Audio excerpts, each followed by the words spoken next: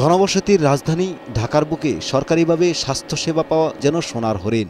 আর এমনটি মনে করেই স্বাস্থ্য ও পরিবার কল্যাণ মন্ত্রণালয়ের অধীনে ১১০ কোটি টাকা ব্যয়ে ২০০৬ সালের ১৩ জুলাই তৎকালীন প্রধানমন্ত্রী খালেদা জিয়া ভিত্তিপ্রস্তর স্থাপন করেন মুগদাপাড়ার প্রায় ১০ একর জমির উপর বহুতল হাসপাতালের।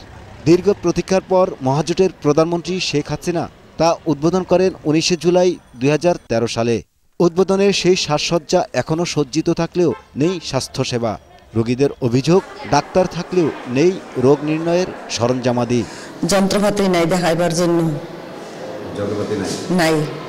যন্ত্রপাতির জন্য কোথায় যাবে? ছোট হাসপাতাল নিয়ে দেখাবার জন্য। আমাদের এক্সরে করার জন্য দিছে, পরে আমরা বাইরে থেকে কইরা এখন নিয়ে আসছি, আইনা রিপোর্ট দেখাইলাম।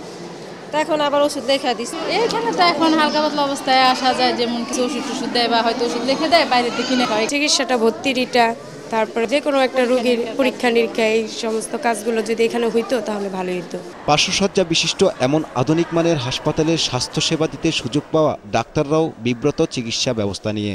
তাদের মতে প্রয়োজনীয় মেশিনারিজ না থাকায় সেবা দিতে পারছেন না রোগীদের। আপাতত যেটা আমরা সাফার করতেছি, রোগীদেরকে আমরা ওষুধ দিয়ে বা যেভাবে সম্ভব, যতটুকু সম্ভব আমরা তাদেরকে ট্রিটমেন্ট দিয়ে যাচ্ছি। যে আমরা 50টা বেড এখনো চালু করতে পারি না, 10টা বেড দিয়ে চালু করেছি, কিন্তু তারপরেও মিনিমাম যে রোগী ভর্তির জন্য, ভর্তি হওয়ার পরবর্তী যে সেবাগুলো, মানে নর্মাল ডেলিভারি বলেন বা হচ্ছে সিজারিয়ান সেকশন, এগুলো আমরা এখনো চালু করতে পারি নাই। ড্রেসিং করতে হবে, একটু কাটতে হবে, পুষ বের করতে হবে, সেটাও বলতে হয় যে ঢাকা মেডিকেলে যাবেন এরকম।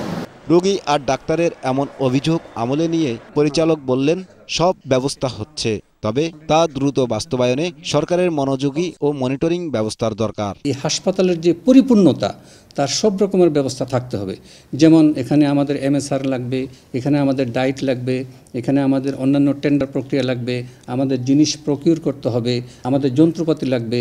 সেই ব্যবস্থাগুলি আমাদের কেবল এখন পাইপলাইনে আছে। তার মতে শহরের পূর্ব দিকে এমন হাসপাতাল পূর্ণাঙ্গভাবে চালু করতে পারলে স্বাস্থ্যসেবা পাবে দেশের দক্ষিণ ও দক্ষিণ পূর্বাঞ্চলের মানুষ। চাপ কমবে ঢাকা মেডিকেল সহ অন্যান্য সরকারি হাসপাতালের।